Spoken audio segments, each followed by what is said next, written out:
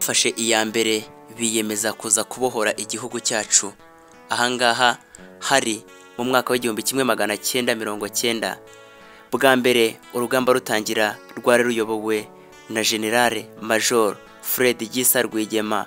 Ahangaha hari ku itariki ya mbere ukwakira umwaka w'1990 biyemeza kuza kubohora igihugu. Bamwe mu batangije uru rugamba kandi hafi ya bose bari barabaye mu gisirikare cya Uganda, nabo kandi bari barabaye mu rugamba rwo kubohora iki gihugu cya Uganda.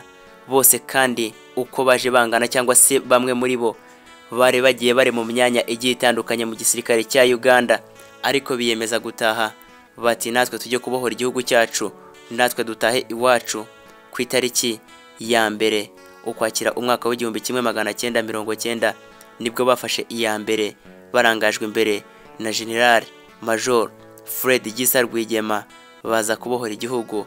Nubwo bitabahiriye ngo bibabere byiza, ku munsi wa kabiri ntago byari byoroshye habe n'akana gatoya, kuko Fred Gisa Rwigema kuri uyu munsi, kuri iyi tariki ya kabiri ukwakira, ku munsi wa kabiri batangiye urugamba rwo kubohora igihugu, nibwo Fred Gisa Rwigema yarashwe ndetse kandi ahita apfa.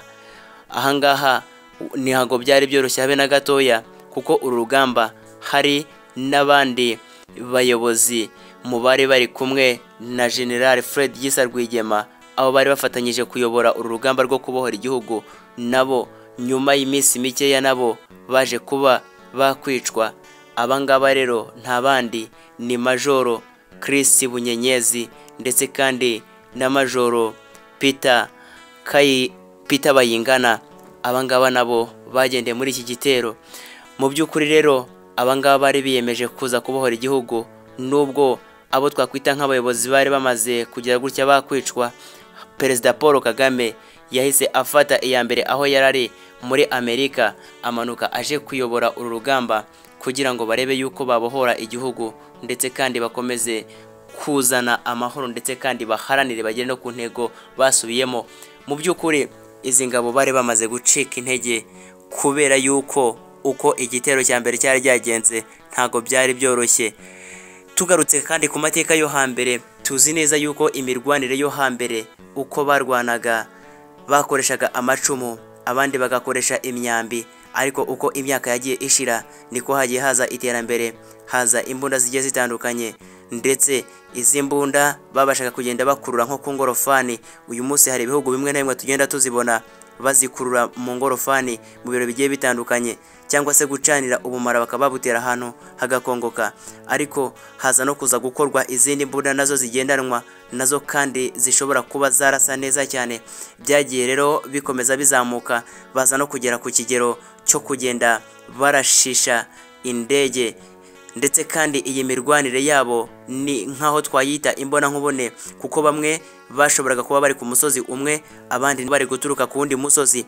Ibyo ngibyo bigatuma umuhanga muri bo cyangwa se ufashe undi bwa mbere ari we umwivugana cyangwa se akamwica, ariko bakarwana none hagati yabo, buri wese afite uburyo cyangwa se afite intego, afite icyo yifuza.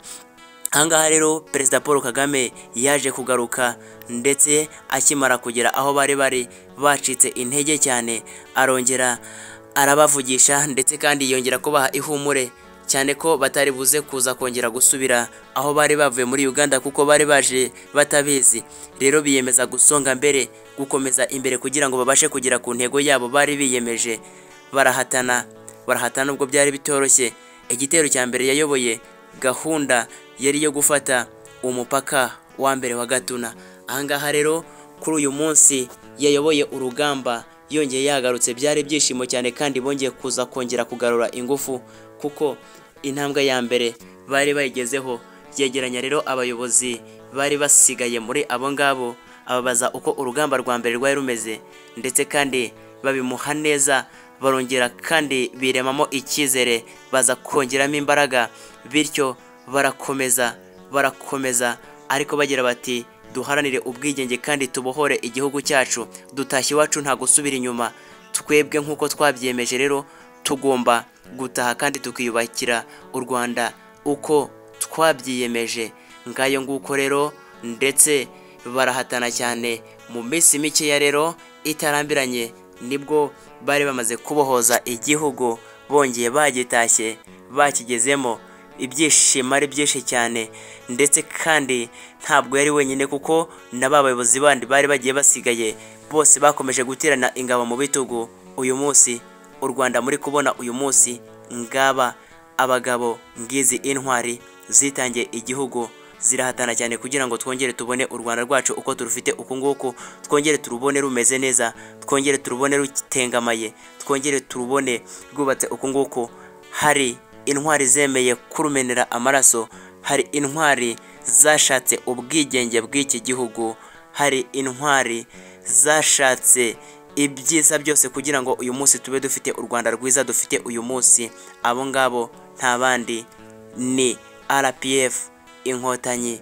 Aba ngaba rero uyu munsi nibo bari muri uru Rwanda rwiza mubona, nimubona bubatse u Rwanda rwacu. Reka njyewe ngushimire n'ubundi, ndi MC Rubangukana Bigwi, nkwifurize nawe gukomeza kuba mu Rwanda rwiza nkuru nguru, ruzira amacakubiri, ruzira ubugome, ahubwo u Rwanda rwimirije iterambere ry'umuturage kwisonga, maze rukomeze rutere imbere.